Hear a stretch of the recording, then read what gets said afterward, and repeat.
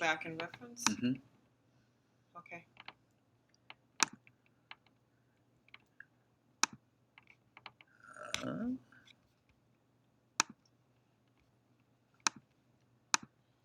And do you prefer to see the big one, bigger view, or? Well, I need to see smaller so I can see if EB understands me. Okay. I mean, I need to do that first. Okay. So, testing. 1, 2, 3. Can you see me? Yes. Okay, fine. Can you read my signs clearly? Hi everyone. Yes, she said yes. Please let me know in the chat if you can hear me. Testing 1, 2, 3. Oh, thank you, Sasha. Thank you, Emily. Jennifer, are you out there? Can you hear me? Thank you. I miss you guys. It's been a while. I hope everything's going well. I hope things, your week is going. Yes, it has. Thanks for your flexibility last week, making that change. I think one of the things I'm trying to be more conscious about is if it is a class that can be online, then I can make it online, especially since some of you are traveling so far. So hopefully you didn't mind that we made that change. Now this is a new adventure for us because we have amazing translation going on, and I'm going to try to speak slowly.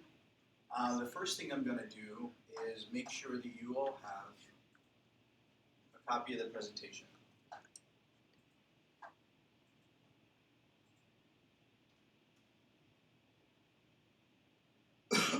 EB saying cool. I wish I'm in my pajamas too. I'm just here in Marymount. No, I'm not in pajamas. But yes, that is kind of convenient. If you watch the tutorial on how to log in today, the main reason why we're doing this live synchronous chat is because as a teacher, you're going to have access to tools like these. All learning management systems have a conferencing system similar to this. Arlington County now has Canvas in all their schools. Alexandria has Canvas. And this is, Canvas has conferences built in. Also, part of what you'll be doing as a teacher is a lot of your professional development may be delivered this way. We've really saved a lot of money from a district standpoint, because instead of driving all the way to Richmond, Virginia to learn about the new changes in the SOL test, now we can all get together via webinar, have a presentation, and ask questions. Wait, she says test? You're saying test? No. Student SOL tests.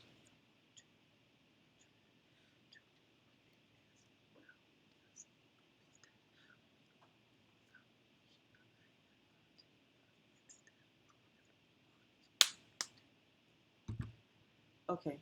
So what today's focus on is presentation skills. Now there's a couple ways that you can participate in this webinar with me.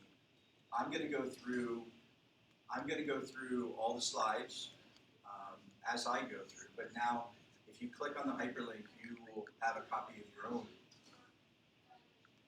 and you can go through it at your own speed. Today is going to be relatively a short class. I'm just going to go over our presentations, kind of my tips and tricks for you to make your best presentation. Is remember when. Do you remember a time when you witnessed a terrible presentation? I'm sure it didn't happen at Marymount, but maybe it happened somewhere where you saw a terrible presentation.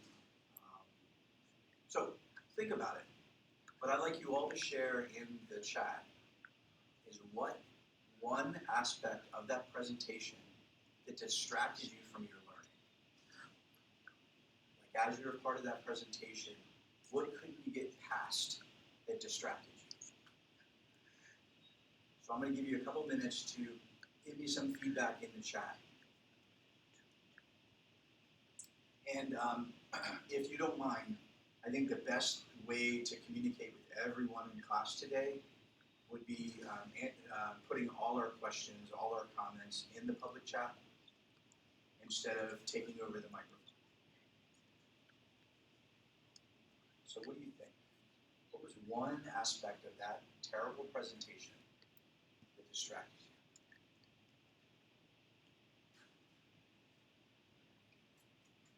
Couldn't live in the moment, you couldn't pay attention because something, what EB was is so bad signing. about the presentation? EB is signing, but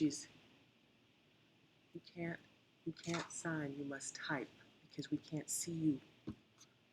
Can you type to her, EB, the interpreters can't see you, so use this.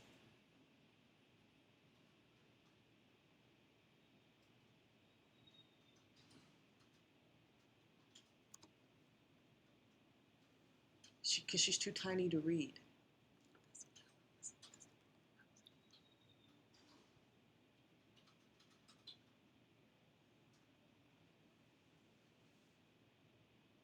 I spelled her name wrong. IB.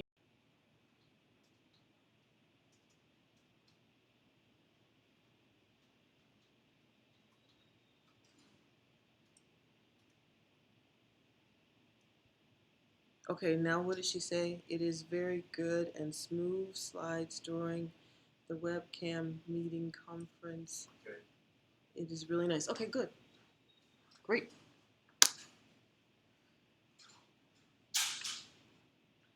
Jennifer, great point. One of the things that's really hard when you create videos or do these webcams is you make sure the microphone's not too close. And one of the things I've had to get better at is not smacking lips. Too many words, too many slides. Boring information, yeah, that's true.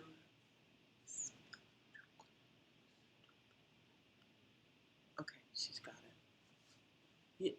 Rita, if you can feed me that way, look at EB, and if you see her say something to me, because there's actually words right across her face, and I can't see how, and I can't see her, but you can see her over there. It says Stephen Knight full screen. It's right across her, so I can't see her. Okay, cool, great. Okay, good. So those are one aspects. Completely too quiet, that's definitely one. Hopefully I'm not too quiet for you. I tend to, this is an opportunity to whisper, but I'm going to try to make sure that I'm talking. But most of you, a lot of you said too many words, and I like how you mentioned, keeping the limits to the words. Now, one of the things when you're creating a presentation, some people mix a presentation with notes or making a study guide. Oh, gotcha. Thank you, Sasha. For example, a lot of the colleagues I work with, they say that they want to be able to print out the presentation and hand it to a student, and there are the notes on it. That's a different thing. We want to use presentations to tell a story, especially if you're working with elementary kids, which many of you are going to. You want to make this presentation very visual, telling a story. You can still share it with students, but they don't learn anything without you attached to it. So there is a reason to have study guide and a PowerPoint. So a lot of people jam in full of notes because they want to print it out. A study guide, for example, here, I'm going to give you a lot of tips and tricks, but I'm not going to print this PowerPoint out and hand it to you. The hope is that you're going to remember what I'm saying because I do it in a storytelling kind of way. Because remember, when we present to a classroom, we want to focus on retention. We They want students to remember. And we're going to talk about how some of the things we can do to help them remember. She's nodding, so I'm assuming it's okay. Yeah, she's getting it. Remember when? What is one common mistake you see in many presentations? Now, a lot of you already put on there too many words. But can you share with any other mistake, common mistake you see? Some of you said that it was too quiet, too many words. Any other common mistake? What is the most common you see from presenter to presenter?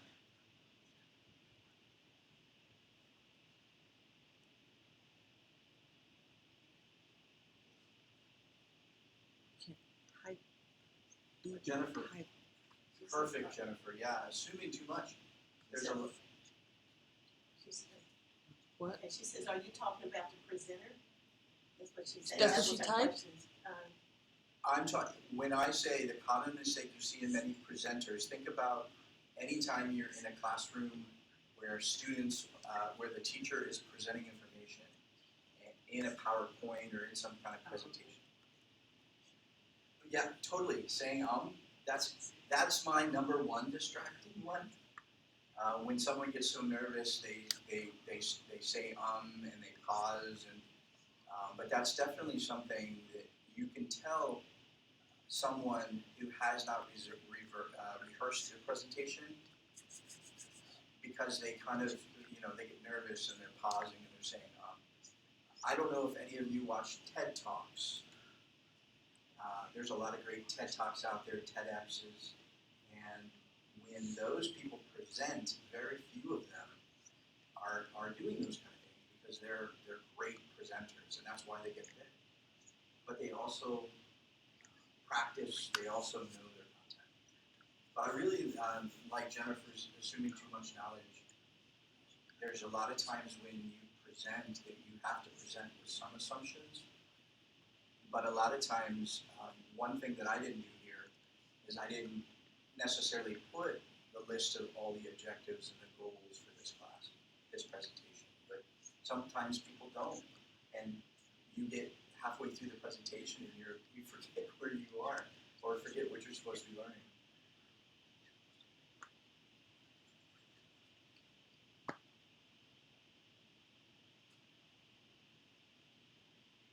Type.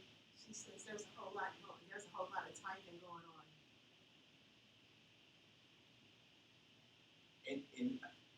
I agree. This isn't. That wasn't really for you to comment. She's just signing and Rita's reading her, but it wasn't, that's not a comment that's directed to you. Perfect.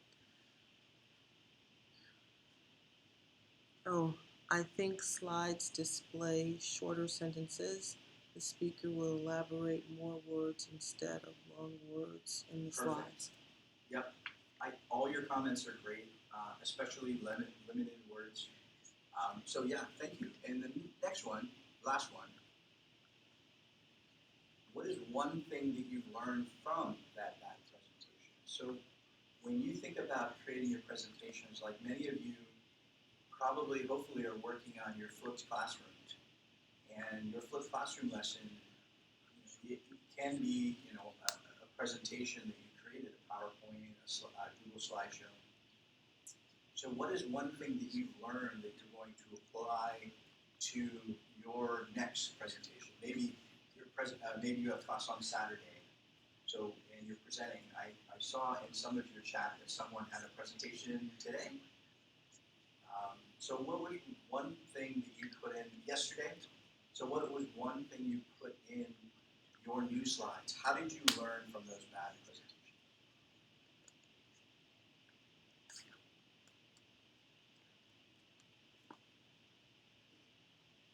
Rita, are you reading me? Yes, I am. I was I was like, she's reading me. Is my pace okay? You're fine. yes. You're perfect. Perfect. Perfect. Jennifer, perfect. One thing I have to constantly remind myself is to speak slowly. Yep. Yeah, it is very difficult. I get nervous too. Right now I'm not so nervous because I can't see you all because you're at home in your pajamas.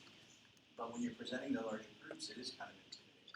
Public speaking is an art, and I think that's what I love about the TED Talks and the TEDx videos is that we have access to more great speakers than ever before. A lot of high schools, including mine, we have a club, a TEDx club, where kids get together and watch them and practice and have their own TED Talks.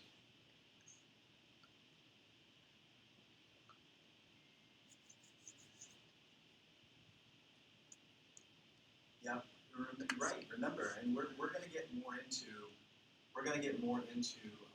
how to build slides and how to grab people's attention, because what you do want to make your presentation memorable, and that's probably the biggest tip is remember that the reason you're presenting this information is because you want your students to remember what you're teaching. So I'm not gonna go over this video with you today, but this video is on the slide that I shared with you, and it's a funny bit, a comedy bit that this gentleman does. Called Death Tells a Bunch of Jokes based on terrible presentations. A lot of the stuff he makes fun of are things that you pulled out, you talked about the things that distract you, some of the things that have caused you to not learn. He does it in a very funny way. We're not going to take the time today to watch it, but if you're interested in watching that on your own time, you can click on the link. So one of the first things I like to do before we talk about tips and tricks on how to make the best presentation is I want to talk a little bit about some of the brain research that's out there. It's not me making up these tips and tricks. It's not people that are getting paid to make presentations for companies. There's a lot of research behind it, a lot of brain research behind it. One of the best books out there is called Brain Rules by Dr. Medea. And what he did, Didn't I say Brain Rules? Yes. Yeah, and by who? Medina. M-E-D-I-N-A. Now he's a neurosurgeon and a brain scientist, and he's taken a lot of the research and brought it down to, I don't have to be a PhD candidate to understand the things he shares. And he does a really good job of breaking it down into rules that we should follow if we want to get smarter, if we want to pay attention, we want to learn better. Now, he's made a lot of money with this book. He's also made one because we're obsessed with making sure we raise our children right. He made one, Brain Rules for Babies. But they're really fascinating information. What I did is I read the book, we've studied the book in a lot of my classes. But what I did is I pulled out, I think, the two most important rules. Rule number 4 is we don't pay attention to boring things. I can't remember who said that in the chat, but yes, if it's boring information, we're not going to pay attention. Thank you, Emily. It was you. So we challenge, though, because some of us will have kids in our classroom that just aren't into math or into science. So we have a challenge of making that exciting for them. Now, there's a couple ways we can do this. We can do this with great visuals and great games and great resources. But there is a time when we still have to. Our main responsibility is to provide knowledge, to guide instruction. And so we can do it in a boring way, or we can try to make our presentations a little more exciting. We can structure our presentations better if we just focus on thinking around the big picture. As I mentioned, a lot of presentations I've seen just get lost in the weeds. They present too much information and lose scope on what the big picture is. I'm going to show you a few slides in in the future of this presentation that is an activity that I do with all the colleagues that I work with. Because you can take their presentation that might have 10 slides, and when you reformat it and you focus it more on the big idea and you try to frame it a little better, that 10-slide presentation turns into a 40-slide presentation because it's structured a little better. So one of the things, if you take a look at this quote,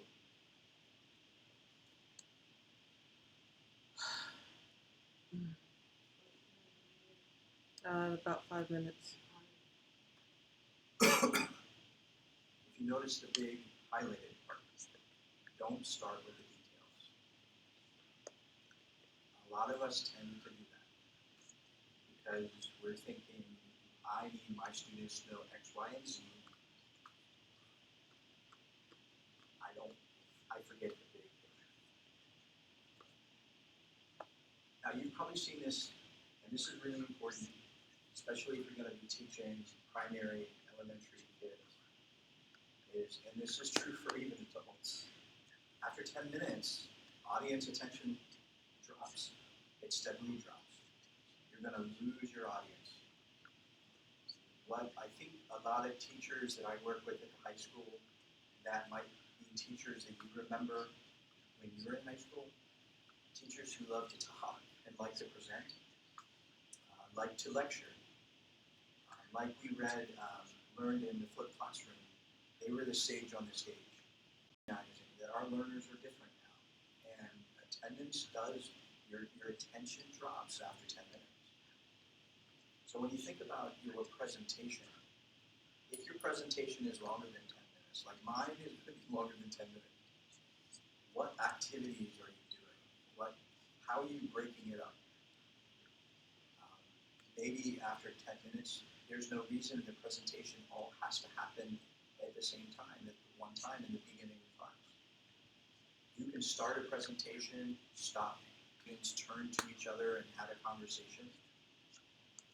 What I like to do in my presentations in class is I like to put videos in between the presentation. So maybe it's 10 minutes of me talking about some information, but then there's maybe 5-minute video. Here is my sister who teaches second grade when she does a presentation. For second graders, as you can imagine, there's not many slides, and she's lucky if she keeps her attention for 12 minutes. But in between her slides, she actually does a little dance, dance party. She'll also put in little slides in her presentation that has the word of the day. And as she's going through her slides, she's to see if the kids notice the word, and if they do, then they get to dance or do something. There's a lot of ways you can make it fun and engaging. Agreed, Sasha, that stopping the presentation, having some discussion. And remember, when we were in high school, the discussion was that person who constantly raised their hand in front of them. So in this day and age, using technology, what can we do in class that can engage everybody? Like in our class, we use Pear Deck. Remember, and Pear Deck allowed you to present an information and allow kids to provide feedback. All students were participating. If you have them look at each other, go to their partner group or shoulder partner and have a conversation, then that's a way you can break it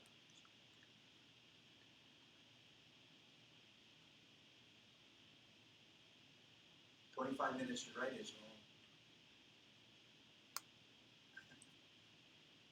Recess or breaks, yeah. I wish I could do a recess every 25 minutes. But being able to get up and move, that's why all elementary teachers love centers, right? We have centers in our rooms because we want to be able to have kids moving around in the room and shifting their knowledge. Because remember, Dr. Medina talks a little bit about your posture. And if you think about it, what type of posture do you have when you're learning? You might be sitting in a chair facing a teacher. But let's say now the center, you get to go to the library in the classroom and lay on a beanbag chair and read a book. Your posture changes. You stand up and walk around. Your posture's changing. So it's reminding kids that, I'm still thinking, but I'm thinking in a different way. So when we think about it, like I mentioned before, you want to, in 10 minutes, you want to kind of shift gears every 10 minutes. Now, if you don't rehearse your presentations, if you don't practice, then you don't know where that 10-minute mark is going to happen. But you do want to get to a point where you build in breaks. Like he suggests, you show a relevant video. I see a lot of great teachers when they're talking about something in science. In their presentations, they take a break and they show a Bill Nye, the Science Guy video. Or they take all the students to brainpop.com and they watch a little Tim and Moby video. All of these resources can be part of your presentation. It doesn't have to be, you're done listening to me, now go work. You can break up your presentation, change the posture. They get the computers, they work on, watch the video, come back to you, and continue.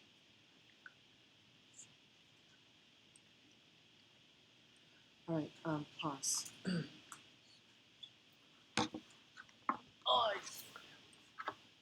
we're going to take a little pause, but think about it, but take a look at this question. What is the most common mistake? And you guys have already, communication mistake. You've already kind of hit it all to it.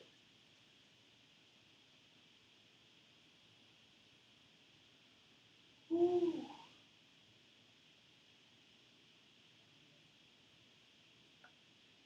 Agreed. Yeah, you definitely to students, but you want to have follow-up information. Brain pop, and I'm not sure. Are many of you familiar with brainpop.com? I'm hoping you are. It's hard not to be anymore. It's so popular.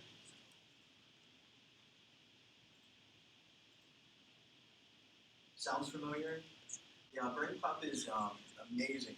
And when I started in the computer lab almost 18 years ago, they started. And my favorite story about that is when I would call BrainPop to work on my subscription for the year, the salesman was the voice of Tim, who was the main character in all their interactive videos.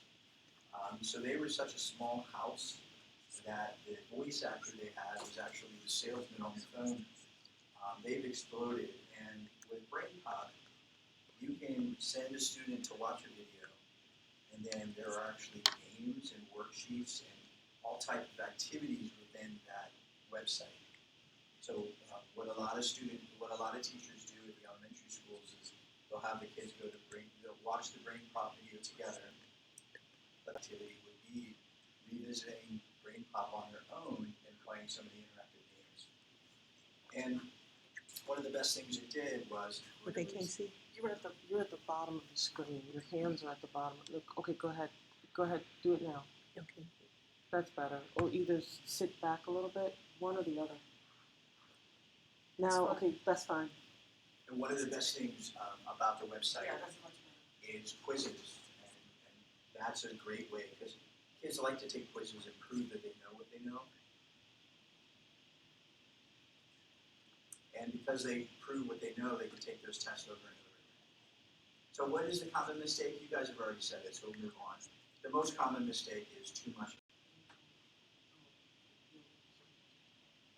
So I like this because when we think about it, really good teachers, good presenters can kind of look at body language and see when they're losing everyone. And sometimes, even in my presentations, I lose the audience, so maybe I stop the presentation, even though I didn't plan to, and figure out some other activity. Way to go, Emily. Shout out to Simbaloo.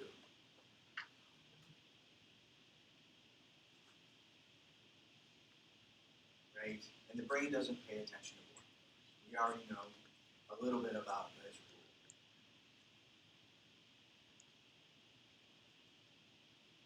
Now this is, I think, the most important rule. And this is the rule that I think you probably all can predict what it's going to be. It's all about vision and visuals and making sure that your presentation has those visuals that are going to help kids remember. There are tons and tons of brain research that says that if we can connect meaning to an image, that students are going to remember it. They're going to remember it better. They're going to be able to recall it longer. And one of the main reasons why is because if you think about it, and this was something that I was always surprised as a student, because I still was in a school where we used textbooks back in the day. And when I would take the test, I would have to remember what images were on the pages that had those facts. And that was kind of what helped me remember. I love my history textbook because it had so many great visuals and maps and paintings that helped me remember what I was supposed to know. So when we think of that, creating our presentations, where are the images you're going to find? What primary source images are you going to use to help them, your students, recall the information? Because we are incredible at remembering pictures. We're wired that way. We can relate, we can see pictures. And also, the pictures, in order to demonstrate or share that same information one picture can, could be paragraphs of text. For that, if you hear a piece of information, 3 days later you'll remember 10%. So if you're in a classroom where all you're doing is audio, you're addressing the auditory needs of your students, you're a lecture teacher with no visuals or anything, your kids are going to have a harder time remembering and retaining. But as soon as we add a picture to it, 65%, it goes up. Because now all that information can be connected to that image. The image is memorable because we're going to use great images. And that memorable image is going to help us remember, maybe not all of the facts, but the majority, the big idea. And this is the rule of thumb, and as educators, you probably heard this a lot, because all of us trying to improve our instruction, we're always focused on making sure that we're not just having the audio, not just having voice, but we're trying to include visuals, because the research says our students are going to remember more. You're still not convinced? Images are important. You take a look at this, right?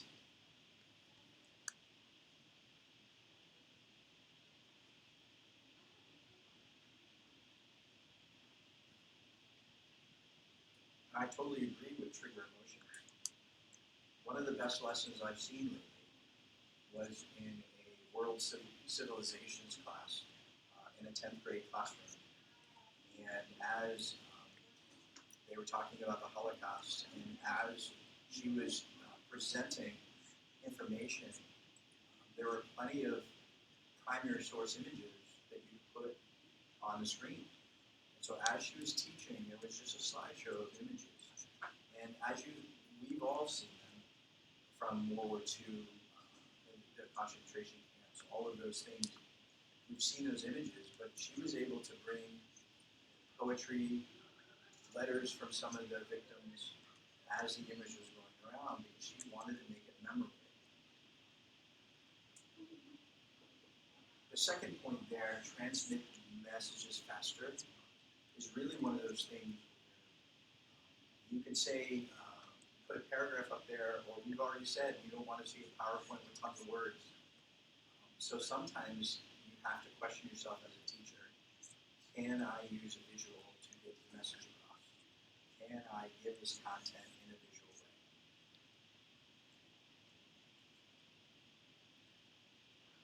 Okay, so now we're going to talk a little bit about some of the recommendations. You know, we don't want bad presentations to kill anyone. We want you to be inspired. I tend to be one of those guys that loves to look up presentations from other people. I love to, when I see a really good presentation, I keep it, I steal it from it, I get ideas from it. So there's some things that you want to maybe, hopefully, borrow from me or some ideas that will help you make the presentation better. Because we don't want to be this person.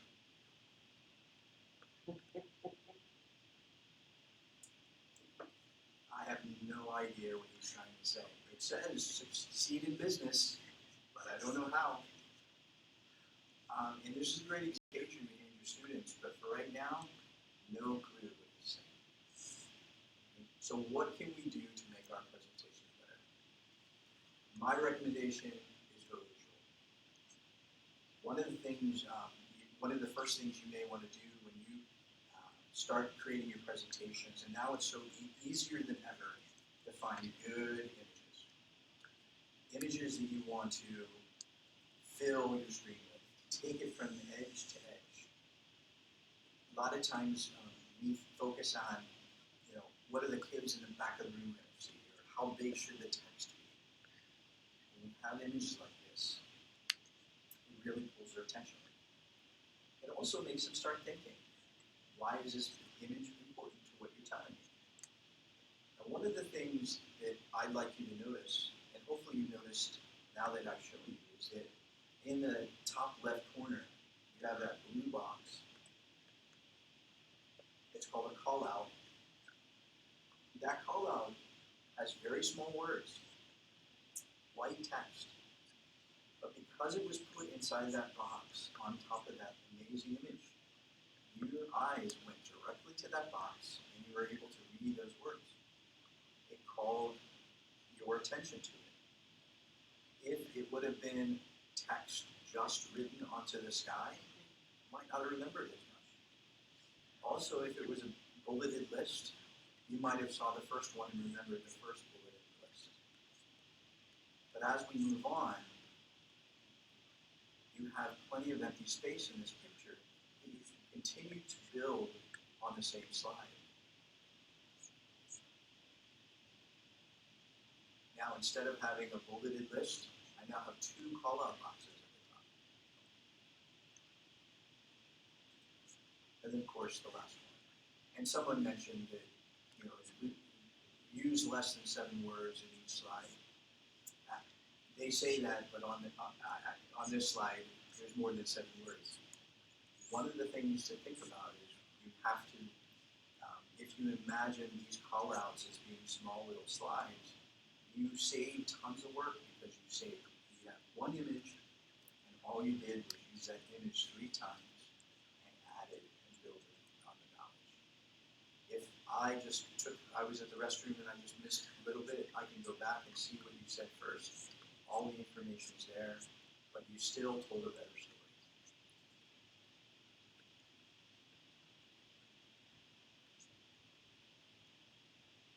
Part of when you start thinking about what type of fonts you're going to use and how you're going to sort it, here's 2 examples at the bottom. You have a list, sentences, one after another. This could be, you could have bullet points here. This is too much anyway for a person to read or pay attention to. This makes more sense. And as you get better at your presentations, you do have a better design. There's no reason why these callouts that I have at the top here couldn't be on the side and had an amazing picture beside it. Remember, we're working on things that will help students remember what we're teaching. Let your image tell your story.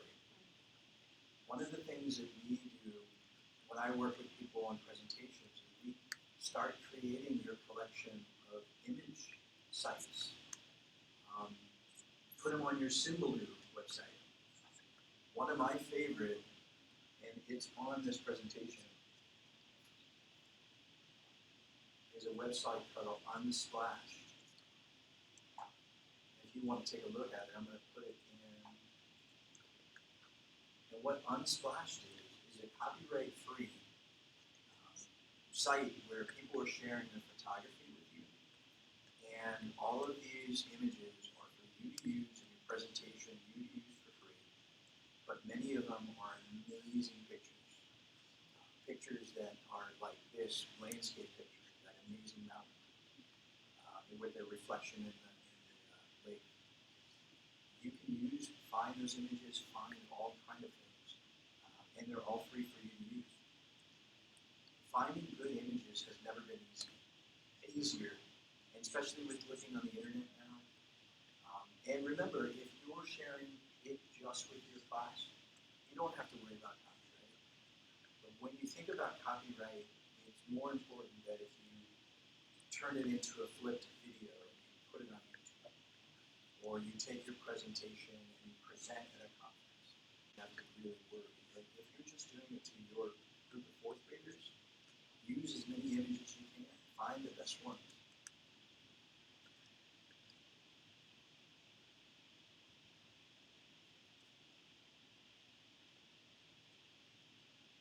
I probably work mostly with social studies teachers, trying to encourage them to use their primary source resources.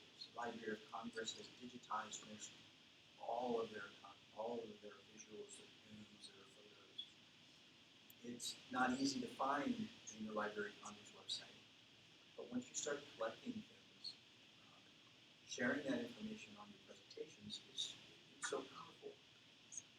When the fourth grade teachers are teaching about Jamestown, they have to have visuals, and there's plenty of maps and drawings of what Jamestown looked like back then. There's many things, primary source documents that they share. And as we mentioned, we're just hardwired to understand images. In order to explain how important that mountain is or how amazing that picture is, we take a lot of words. But being able to show one image gets the point across. Well, we do it 20 and 30. What you want? You want to do 30? I want to look at that. Okay. Okay, we'll do the 7 o'clock. Just let me know in 7. I can't see. Yeah, that's fine. Okay. All right. Now, when we think about creating our presentations, this is my biggest recommendation. Ideas, right? Is you focus one on the big ideas. What are the big ideas you want to put in? 2, add detail.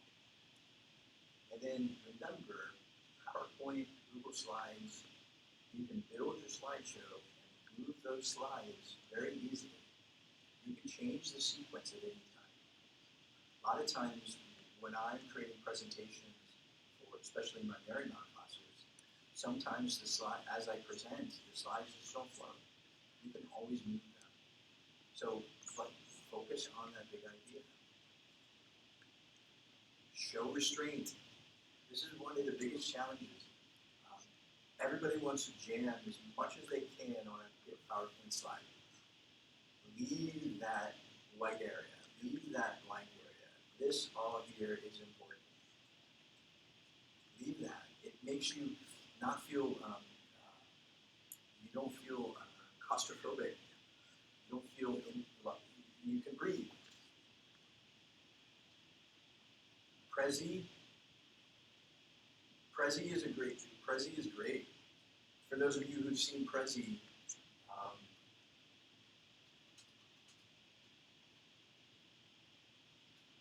Prezi is great because it has that zoom feature.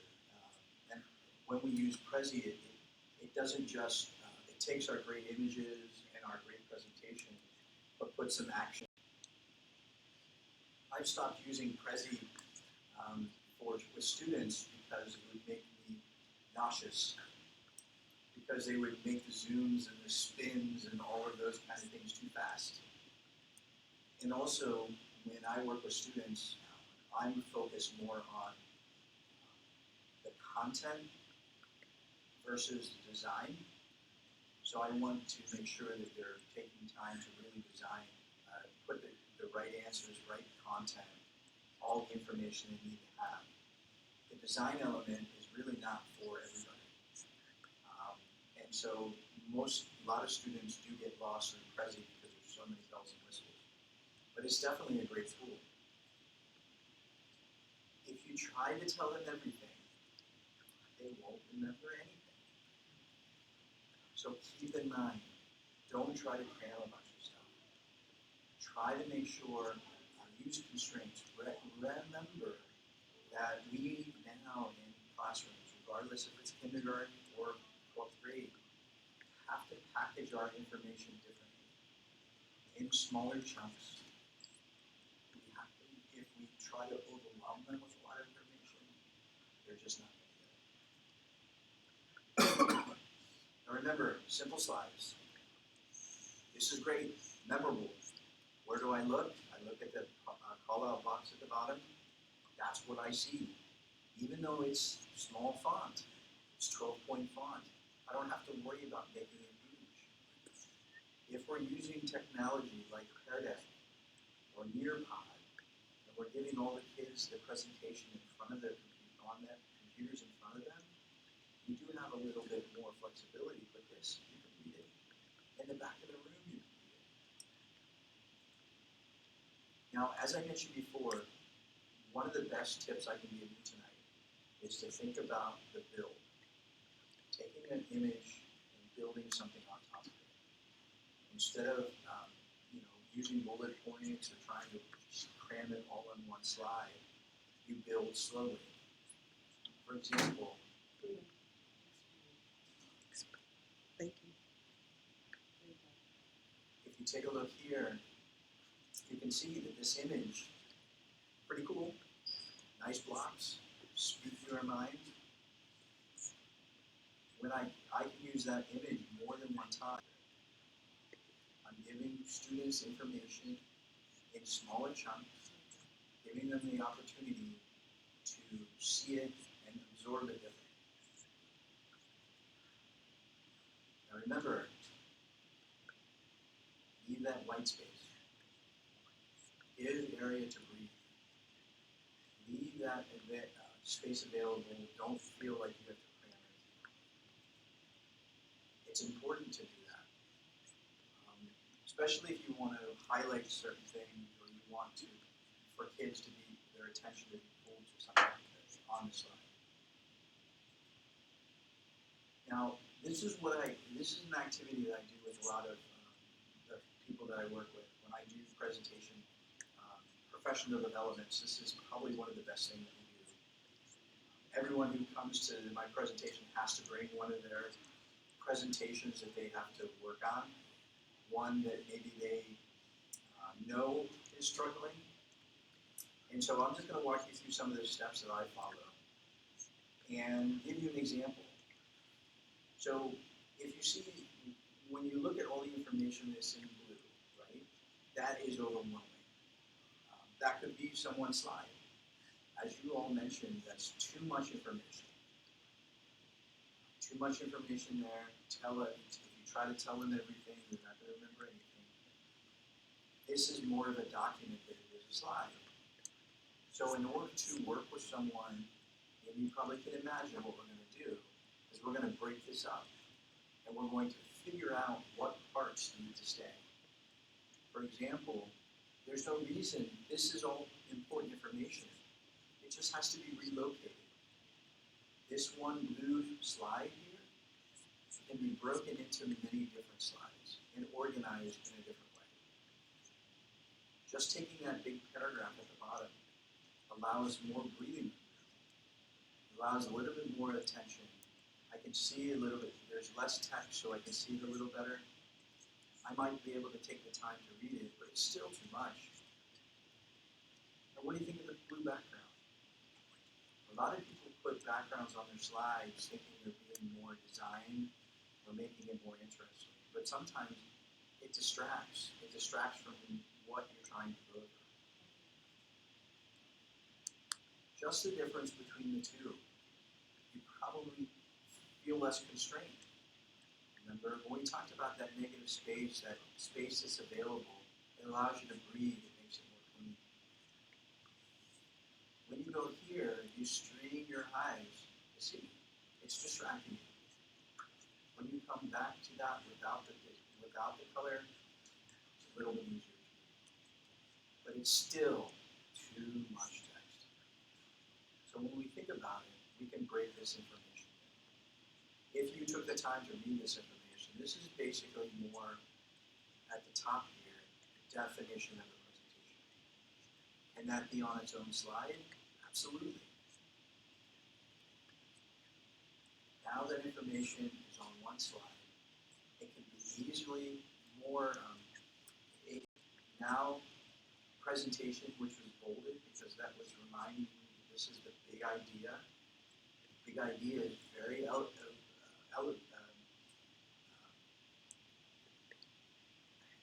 struggling. We know what it's about. Presentation. It's very, you know it, the big idea. But where did the rest of that information go?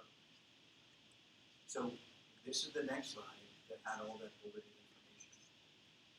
Now, one of the things I'm not a fan of, and a lot of people that work with presentations want to get rid of your bullets and think of more creative ways of using it. Because again, that's pretty cramped. It's cramped. All that information is in the list. They love lists. They love outlines. And there are some students that learn that way. But remember, presentation should not be an outline. A presentation is not a study guide. A presentation is a way that you're telling the story of the content that you're delivering to your students. So if I move forward, check that out. No bullets, but I'm using these little images to help remember, or to kind of organize the information in a different way. Takes time, but it would definitely help your kids remember these vocabulary words. There's a reason why when we teach our English language learners, we have so many images that support the vocabulary. That is a modification that can be available to everyone, right? If we talk about the Universal Design for Learning, UDL, we're making these modifications for everybody. So even if my students understand what the word lecture means, there's no reason why we can't have an image that reinforces what lecture means. But this information is presented in a visual way, and it's going to help the students remember it.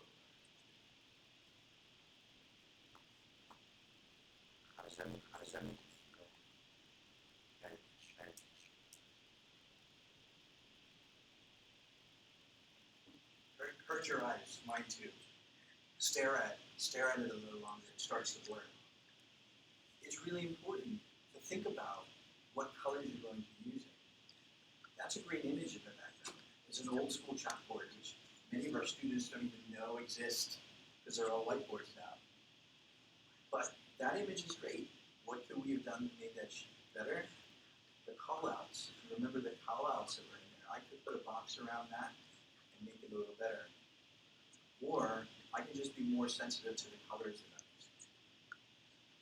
A lot of times you're not going to know how it looks until you present it on a big screen, until you see your students react to it. But a lot of these things you can kind of get past, or you can just predict. Seeing the smaller version of it, being able to see it, it's going to look that same when you project it on your screen. So the blue definitely looks better.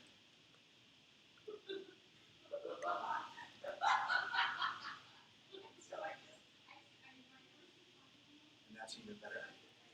So when we think about what we want to do, now this is not an example. Yes, and you could do white for sure.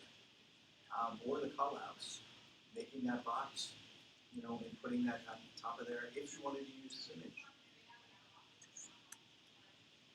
Because take a look here. Even though that is very small, we can read it, it calls our attention. It's white text. It sits on top of the image. The call-outs are something really important to using presentation, good presentation. So one of the things it's important to remember is fonts. And as you can imagine, since love making presentations, I love fonts. And so I have a collection of fonts on all my computers. As you probably know, if you don't, go into your Google presentations or Google Drive docs and go to fonts, and now you can add as many fonts to your Google documents as you want. And so you can get more creative.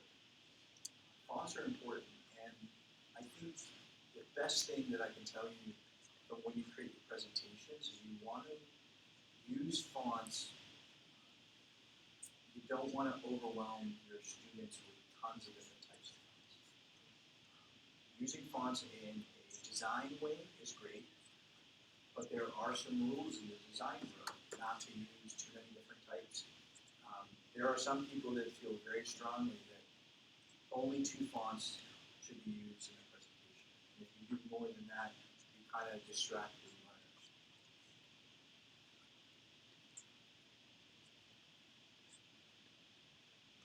Okay. Maybe let's wait for her to catch up. Okay. Let me Now shift the this. next couple slides I'm going to go through, this little link at the bottom really will give you some things to avoid, some of the fonts to definitely pay attention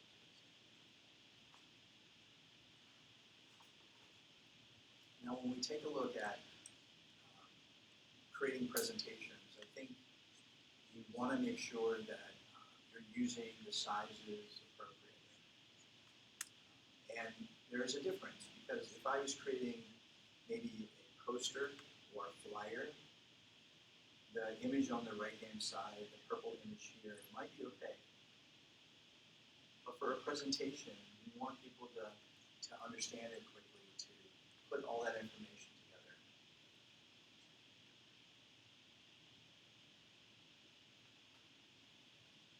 Jennifer, true, callouts could be overused. So it was really, you'll have to figure out the happy medium. If you're using too many callouts, then maybe you're using too many words. But yeah, you definitely have to find a happy medium. If you think about your presentations, where can the callouts be used most? If you remember the big idea, where would you use it? You would probably use it for the details, the supporting details, and hopefully your presentation isn't filled with too many of those. Yeah, serif fonts are good, but it's really more about picking the right ones. And as you can see, sometimes it doesn't really matter what fonts. It's just how you're designing it, how you're using the sizes. And if you take a look at the top one here, right, it's all caps. Big idea, detail. So there's ways that you can provide information, but on the right-hand side, you can definitely see that information flows better than here on the purple one, because now I'm kind of practicing. And as we mentioned before, work on the color. Think about the background. If you look on the right one, which is the one that is a recommendation, you'll see that that's another example of a call out. And Jennifer, that might not be overused because that one's really subtle, right? It's just a black box with white text. It's not something that really sticks out. It just kind of makes sure that the words can be seen. And a lot of times we do this because we want to make sure that we can overlap with the picture.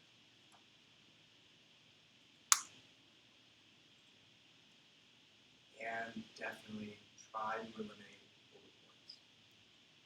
Think about different ways, creative ways of taking information and not putting it in the list. Because remember, presentation should not be outlined, should not be the study guide that you're handing your students to be ready for that test. The presentation needs to be the story. So think creatively. This is a great way, on the right-hand side here, that's a great way of presenting the information differently. No bullet points are not necessary. You get the idea. Say what you have to say and say it again and again.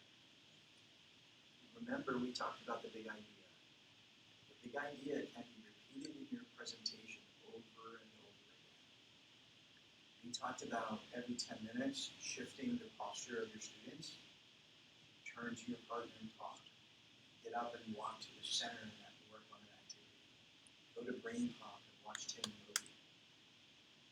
When they come back to your presentation, there should be a restating of the big idea or the main idea. Because it's that important to say it again. Say it over and over again. In my high school, I'm working with the administrative team on evaluations and walkthroughs for teachers. And right now we're talking about how do we make sure that when we walk into a classroom that we know the standards and the objectives the teacher is trying to teach. As an administrator, I go and I ask the kids. And once you ask 2 or 3 kids and they don't know why they're there or what they're trying to do, then that is a conversation I have to follow up with the teacher. If you have a presentation and you're constantly reminding them of what the big idea is, what the goal is, then that's one thing that kids are going to remember. And kids have to hear it more than once. Now, here are a couple tools, and this is going to be part of your homework assignment for today, because today is really just a short presentation, and then you're going to have an online homework assignment to work on tonight. I also recognize that you have a lot of other work going on. Your flipped classroom lesson, which I can't wait to see. Your unit plan lessons that you're working on. The blog post that I asked you to post from last time on your readings. I hope you enjoyed that kind of book. It was really a really good look into how our teenagers struggle with living in a digital world.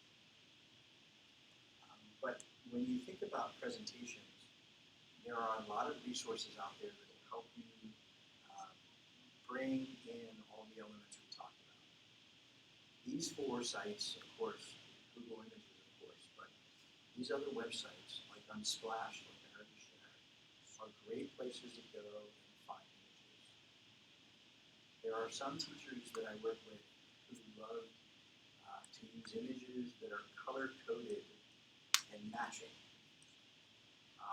So they can go to, which is the first image there, and actually look up a color, and they'll only show all the images that have that color. For example, if your presentation is purple, it will help you find purple images. In Google, when you go to this tools, the advanced tools images, in the image search, right? I showed you the other day how you can go and turn on transparency. You can also go to color and find only images that have a certain color tone. So there's a lot of ways, a lot of things, resources you can use. These are some to explore. This is one of my favorite big, huge labs. Time when I taught elementary in the computer lab, because you can take a photo and do amazing things with it. You can take a photo and turn it into a baseball card. You can take a photo and turn it into a puzzle. So there's a lot of great resources, and anything you do with the photo on that site can be put into your presentations.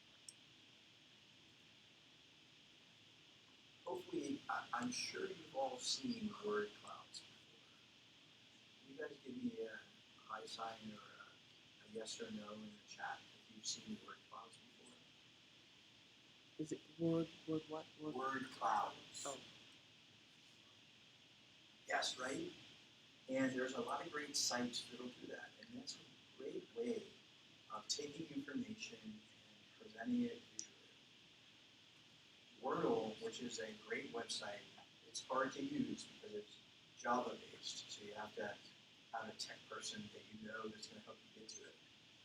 But it's amazing because if you take a look here, the one that I shared with you, is our acceptable use policy for the district. All of the text, I think it's 10 pages long, but I copied and pasted all the text into Wordle, and I got that amazing mark.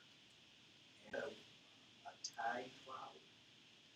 All of the words that are repeated more often are highlighted. So you can see that our acceptable use policy focuses on the news literacies, that is digital. You can see that it's talking about the internet. It's talking about communication. And the reason those words are so big is because they're repeated so often. That you can take all of your study guide and post it into a word art website, and it can make a visual kind of summary of all the things that you think are important. I've seen Wordle used really well with great speeches like, the I Had a Dream speech or the Gettysburg Address. You put all that information in and you see common themes throughout. You can take those word clouds and insert them into your presentations. The link below will take you to a lot of great word cloud sites. Now, one of the things I like to do, and I think if I wasn't a teacher, I would have lived in a graphic design building. Infographics are amazing, so fun to make.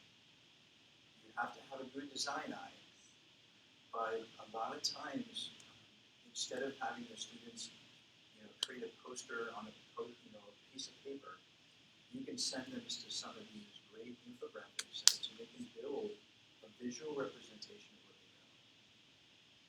There are so many great infographics out there that you can find on the web, and you can use those images and paste them into your presentation.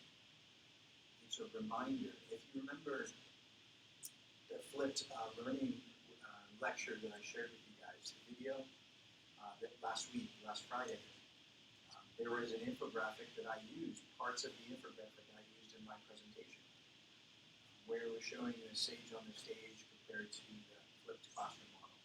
That came right from an infographic. So those pieces, you can use those images, you can pull anything out, especially when they're about presenting data. Because this data here that they're presenting in a very pleasing way would be really hard to do on your own. Somebody else already did it for you, so you can use that information. All of these sites here are great sites to build your own infographic. Most of them have free versions that you can just kind of play around with and see the potential. Mind maps are really important, especially when we're working with magic learners. Remember, when we talk about our presentation, our students should be able to remind us, this was the big idea. These are the supporting details. There's no reason why you can't create a mind map and share that with the kids. Any of the mind maps that organize my presentation in a way like this can either be at the beginning of the presentation or at the end, and can remind the students, remember, this was the main idea. These were the things that we talked about that focus on that idea. Mind maps are a great activity. How do students, for example, maybe you have a presentation or a flipped lesson, kids watch the video, they listen to you teach, and you want them to summarize what you just taught them. Using these mind mapping websites to be able to pull that all in. Now if you have a struggling writer that doesn't have to write a lot, they can create a visual representation of the key elements. Prezi can be, Sasha, good point. Prezi can be kind of like the mind map. What Prezi has done over the years is they provide you with some really good templates to start with, and some of those templates are built in flowchart kind of ways. So if a student goes into a Prezi and picks those templates, they could create a mind map. But remember, then they could make them zoom in and spin around and do all those transitions that make me nauseous, and they might get distracted from the message. But yeah, Prezi can do that. Hoplit is probably one of my favorite, and if you're teaching in an elementary school that uses iPads, Hoplit app is really easy for kids to use. It's kind of like what we've done with Padlet, where you can click on it and just create a box and type in it. The big difference with Hoplit is the kids can drag arrows in between each of those boxes and connect them immediately. Super easy to use. We use Hoplit with first and second grade a lot. And there's no reason why you can include diagrams in your presentation. A lot of presentation templates that are out there already have some of these flowcharts and organizational, but this website is a great place where you can go and find some really interactive, kind of cool graphics that will help you kind of summarize or tell your story. All those graphics you create on the site can be saved as an image and put into your presentation. When we don't using too many call-out boxes, we can put that information in a graphic design, a diagram, and present that information in a different way. Now, I use a lot of free template sites, and my favorite is Slide Carnival. You can get tons of free PowerPoint slides or Google slide templates that some designer has already made for you. And they give it to you, give it away free. Part of the acceptable use policy that they asked is that if you use one of their presentations, you just have to put, provided by Slide Carnival on the last slide of your presentation. Small price to pay for something awesome and free. But when you're thinking about trying to be more creative and using more visuals, there's a lot of great sites out there that will help you make them more creative. I present at a lot of conferences, and I go to a lot of conferences and watch people. A lot of people use those slide templates from Slide Carnival just because they want to make their presentations less boring. And then again, Prezi's been brought up a couple times. There are a lot of great creation sites out there that will allow you to create presentations. We've already talked a little bit about Adobe Spark too, and then Google Slides is what I shared with you today. Those are probably some of the bigger ones. There's a lot of great ones. This one here animates Powtoon also, puts animated characters on your presentation. If you've seen a Powtoon, you've seen maybe on one of the slides, somebody walks across the screen as your text is coming up on the screen, and maybe jumps up and down. It's some of it is bells and whistles to me and unnecessary. But remember, you want to make your presentations memorable, and maybe your students have to see a little cartoon character clapping to remind them how awesome you are, and how important the presentation is. But these sites are available to you, and most all of them have free versions that allow you to use most of the functions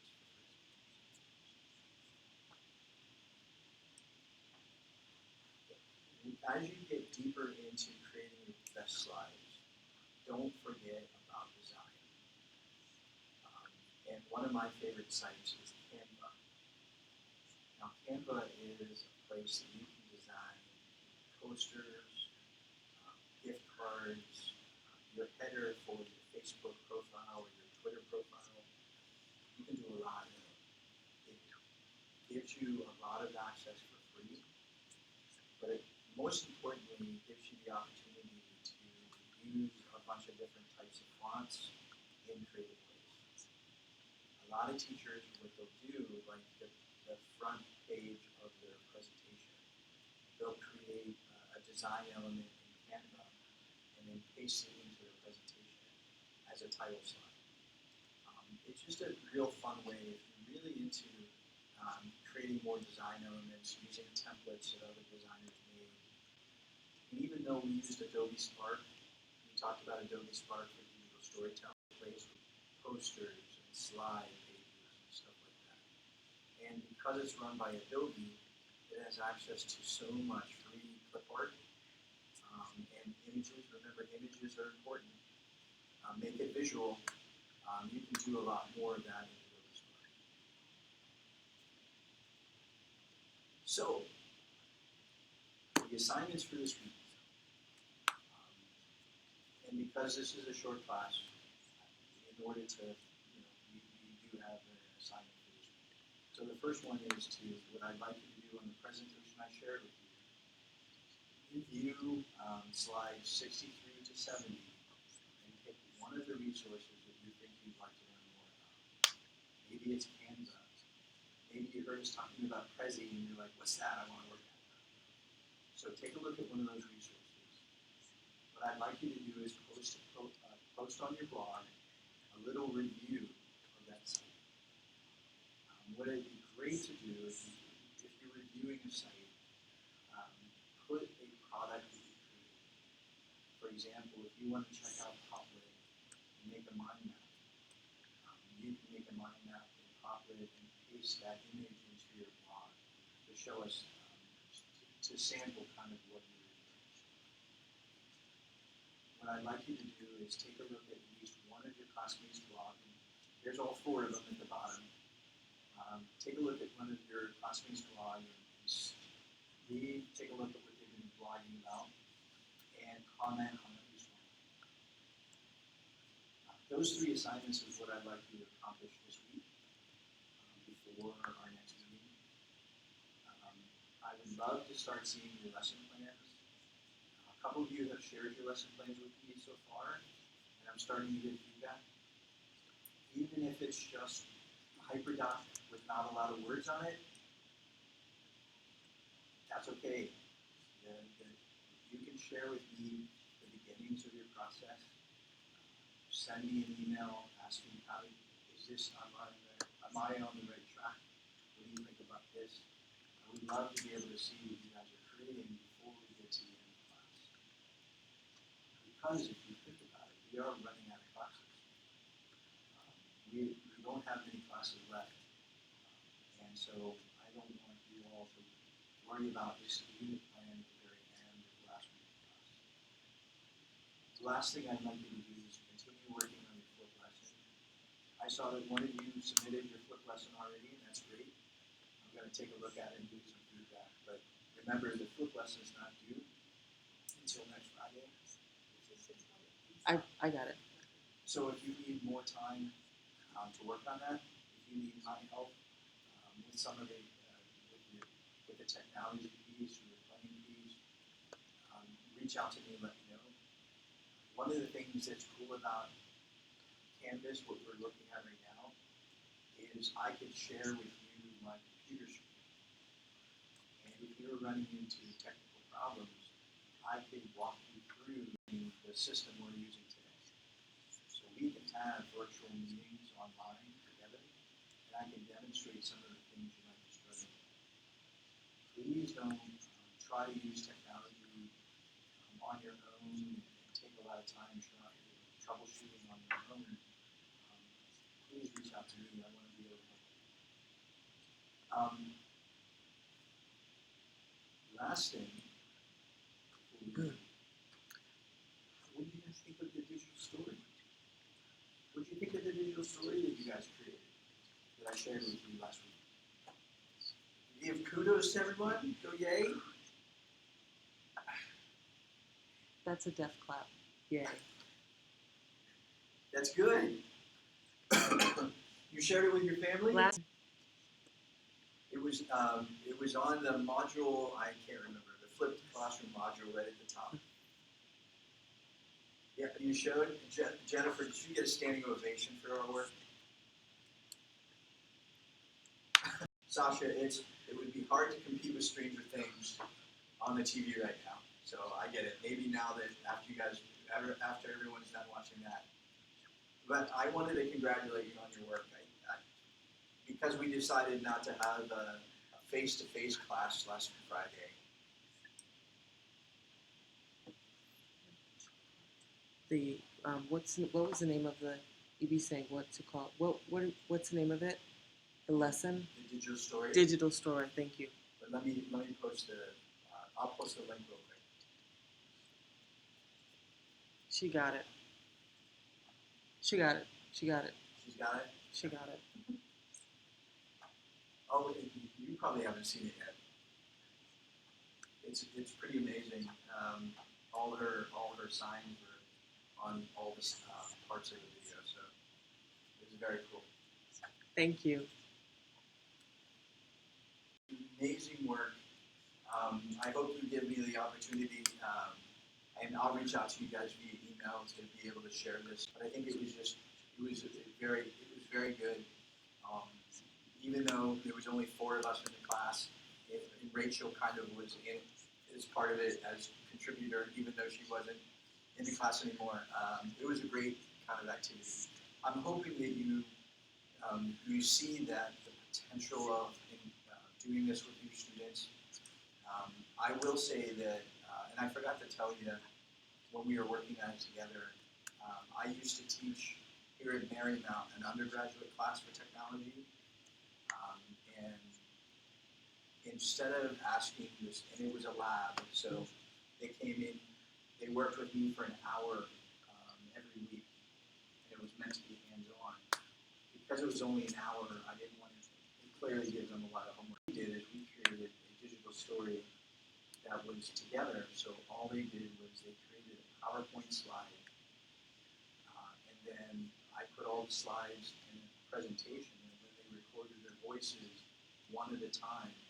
Story that was everyone in the class speaking and sharing some information. And their digital story was about why they became a teacher, or why they want to become a teacher. So there's a lot of different ways that you can do this with your students. As you're thinking about creating your lesson plans, it'd be amazing to see a lesson plan that's focused on creating some type of digital story, having your students create a story. Because we know our kids are creating videos all the time on YouTube. My daughter has made slime and sent it to YouTube. My daughter is now doing makeup on YouTube. So kids are creating stuff and sharing it on YouTube. So they already know how to produce. So let's kind of harness that power and do something more instructional. But congratulations, it was amazing to watch. I showed it to a few people, so they're very impressed with it. And hopefully, Sasha and your boyfriend will take the time to watch it at some point. But anyway, I'm at the end of the class for today. What I'd like to do, though, is leave this, the last couple of minutes up for any questions or any clarifications you all have about your pending assignments. Next Friday, July 19th, will be our last face-to-face class. So we will be meeting here on campus, and we'll be focused on smart boards and interactive whiteboards.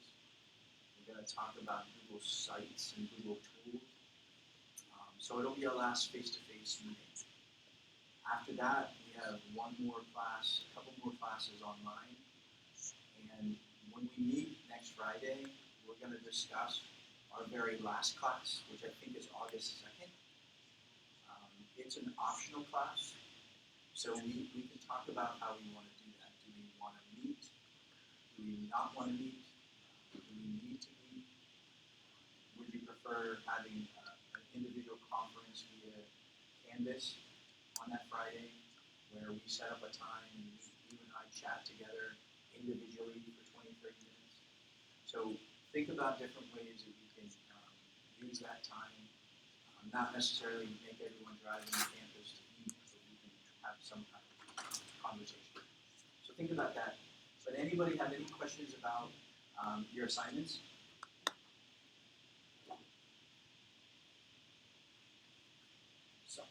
Sasha, you have a question about copyright laws?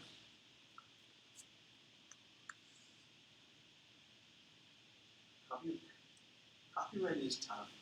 as you probably noticed when you were taking the copyright test for this week, and that copyright test is not due until next week. So if you haven't had a chance to take it, you have time. But copyright is very complex, and copyright versus fair use is very intense. Fair use, as you read, tries to help teachers and creative people utilize some things, have a little bit more freedom. But internationally, every country has different laws, and that's one of the things that's really difficult is that different countries have different laws, different restrictions. If I'm a United States citizen, yet I'm accessing something from another country, I have to follow the other country's copyright law for that resource. So that's why librarians, like our Marymount librarians, are amazing people that have those kind of that knowledge, that depth of knowledge about copyright. High schools and colleges take copyright classes so they know. Yeah, and Sasha, I apologize if the quiz took you all a lot of time. The one thing that I can tell you about the quiz is that those are the questions we see most all the time. And depending on the interpretation and the negotiation that happens, and that's why I shared that one pager with you all. And there, I know some people put that graphic on, they print it out and put it in their classroom because if they're working with middle schoolers and they all want to put their favorite music in their presentations, being able to say to a kid, you can use 30 seconds here, done. Or, they want to take a picture out of that book, you can use 3 images from it. So having some definitive answers is easier, but some of it is pretty dense. Emily, good question. No, the HyperDoc template is available in one of the announcements, and I've already created a HyperDoc template that you can use. Let me jump to it real quick.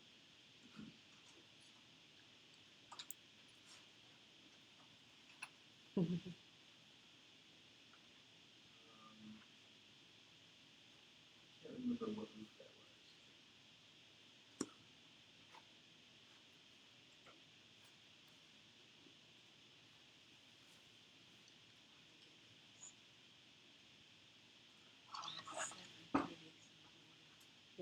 Because I don't know how many questions they ask. A lot of Now, questions. you can just do a Google search, Emily, online, and just search for HyperDocs, and you can see a bunch of different forms. You can do, even though I shared with you the template, you can make any type of HyperDoc you want. Somebody mentioned, and I can't remember who it was, and maybe it was you, Emily, you mentioned SMART goals or SMART, the lesson plan format you're using in other classes. You can create a HyperDoc that is driven by SMART or GRASP or whatever format you want. And you really, the hope behind the HyperDoc that is in the assignment requirements, the rubric for your unit plan, as long as you have all those parts in there, it could just be a table with 10 rows. It doesn't have to be as color-coded and as colorful as the one I showed. So hopefully that helps. You don't necessarily have to use Google Form. The HyperDoc is just more of a document. And the reason I started allowing HyperDocs to be used for lesson plans is I think it seems much.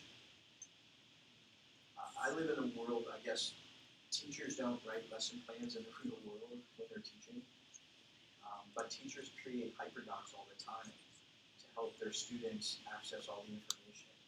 And so taking all your energy and actually creating something that students can use seems to be a better use of your time than just writing a lesson plan.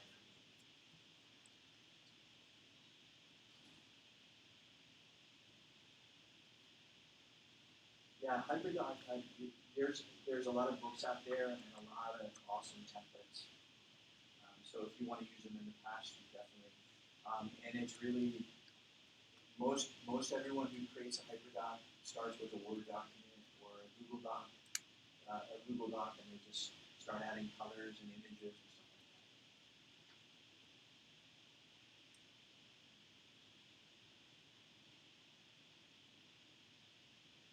that. Great question about flipped classroom.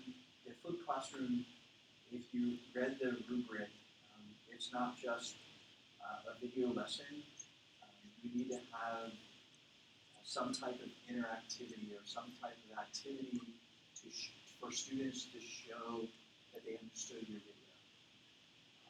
And if you can imagine, when we started doing flipped classroom 10 years ago, a lot of us created great videos, worked on our production value, made sure we weren't too quiet, made sure that we had a good pace, made sure we had presentation with visuals. The one thing we forgot to do was make sure we had a way to prove that all students were watching it. And so a lot of people stopped using the flipped classroom model because they got frustrated that none of the kids were watching it at home. So they were coming to your classroom unprepared. So over time, we've started creating interactivity, activities that kids have to do in order to prove that they watched it. And you can create, the two examples I gave you for that were you can create a Google quiz in Google Forms where at the end the students have to click on a link, take that quiz to show that they watched it. Or my favorite tool, EdPuzzle, is amazing because it embeds the test right on top of the video. So remember we talked about in our presentation, every 10 minutes something should change and you should think differently. EdPuzzle does that to your videos. Let's say you have a 10-minute video, every 3 minutes there's a question that pops up. It pauses the video, it doesn't let the students go on until they answer that question. EdPuzzle does that, tests the kids, but EdPuzzle also gives you analytics that shows how often the kids watch the video, how often they had to watch that section of the video to get your question right, that question you gave them right. And it really gives you a good snapshot of what kids you have to make sure when they come into your classroom have that extra support from you. Even though I gave you a choice, Google Quizzes is way easier to do.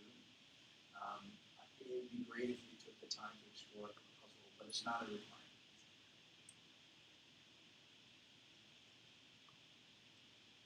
Great question. One of the things, Sasha had a great question about how does flipped classroom work with students that don't have internet? When we think of Okay, so what is she saying? You're on the screen. Okay. No. Okay. Perfect. Okay. All right. Thank you. The good question was, what if kids don't have internet at home? And we've had that situation. I can say with 100% certainty that every student in Falls Church City Public Schools has internet at home. Because we as a district make sure that we provide internet to the home. If they need a computer, we actually issue them a computer. Arlington is doing a better job of that too. Arlington Public Schools have an outreach where we're making sure that every student in Arlington has internet at home. Because we can't, in this day and age, we can't have teachers using technology and students not being able to access it. It's such a part of what we're doing now, from kindergarten to 12th grade. Fairfax, because it's such a large school district, it depends on the cluster of schools. But there are some school districts or some areas that have outreach via their PTAs that provide internet free to families, or go to apartment complexes and provide internet free for that complex. So we're getting closer. But Sasha, it's a good thing to talk about. If we would have an elementary student, maybe a second grader, who doesn't have internet at home, that would be different. But when we think about middle school and high schoolers, most likely, since we live in this metro area, they can go to McDonald's or Panera or Starbucks and connect to their free Wi-Fi, or the public library to watch the lessons. But you're right. I mean, if you're taking on a flipped classroom model, it does become part of your responsibility to make sure that all students have access at home. A lot of teachers in the beginning of the school year, at their back to school night, they have a survey that asks parents, does your child have internet access? Does your child have access to computers? And I will say that I worked with a couple of students that were in Arlington that were struggling, and their families were struggling with getting internet in their homes. But they had cell phones, and they had unlimited data, so they could watch the video, the YouTube video you shared via their parents' phones. And as long as you made sure that the parents understood that this was part of their learning, they were willing to do it. But that's a really good question, Sasha. That's one of the things that everything we create now, we really have to think about how our kids accessing it. And the conversations have shifted. That's why flipped learning is getting more and more popular, because more and more kids have access. Great questions. Any other questions about anything? You can tell I miss you guys because I want to keep talking.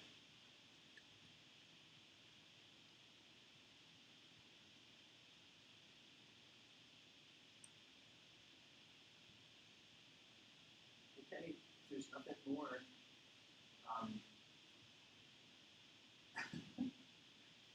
I'm sure, Jennifer, you might see everybody in other classes too.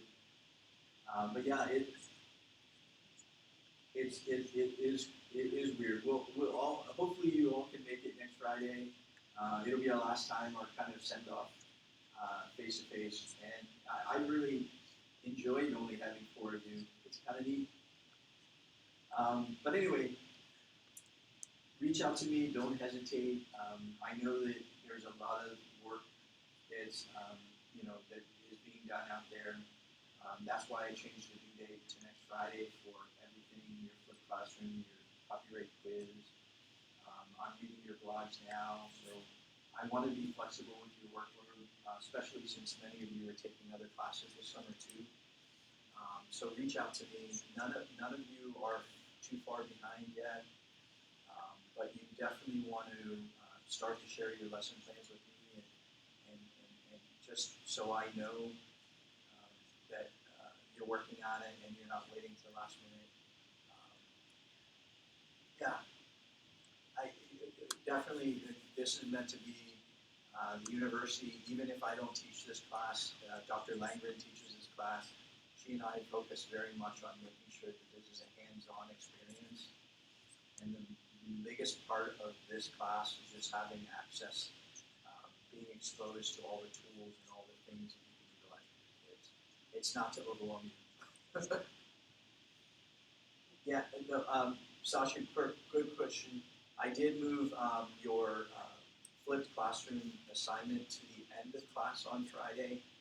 So on the 19th, if you are running into technical problems or you need some technical support from me, at the last hour or two of class, you can get my support and we can finish your flipped classroom Friday night. So if you have, if you have the presentation already and you're ready to record your voice and you're ready to turn it into a video, then you can come on Friday and we can do it together. We can utilize, Adobe Spark. We can utilize some of the same tools we use for our digital storytelling project. We can get it done together. The big difference between the flipped classroom, being able to come and work on the flipped classroom versus what we did with the digital story is, if you want to produce it on Friday, you really need to come on Friday with everything done. You're ready with your lessons ready, and you're just ready to record it. And if you all are interested, Friday I can do a real quick tutorial on Edpuzzle, and show you a little bit about Edpuzzle and why I think it's perfect for classroom lessons. I can do a little demo of it and just show you how we're using it at the high school and the middle school. And that way you can make a decision. If you decide not to use it for this class, that's okay. But it's definitely one of those tools you want to remember, especially for elementary kids, because if you're using any videos that you want your kids to watch, you want them to be able to answer a few questions about what they learned. We know enough about learning to know that if you don't apply your knowledge right away, you might not retain it as much. Okay, if there's no more questions, I very much appreciate all the work you've done so far, and we'll see you next Friday. I'm going to stay online a little bit longer in case you have any questions, but you're all free to leave. Can start your weekend and enjoy it, and I'll see you next Friday.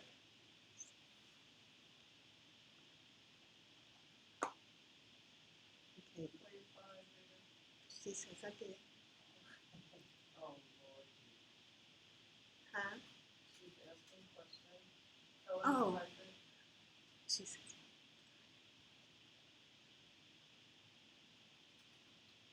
Oh, can you save the video chat? Tell her yes, it's being saved.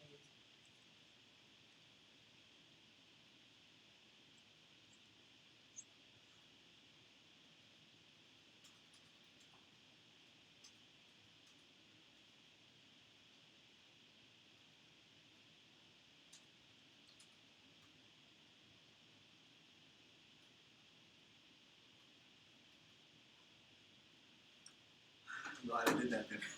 No? Huh? I kind of thought that she was going to want a video. Oh. Yeah, I'm glad you did it too.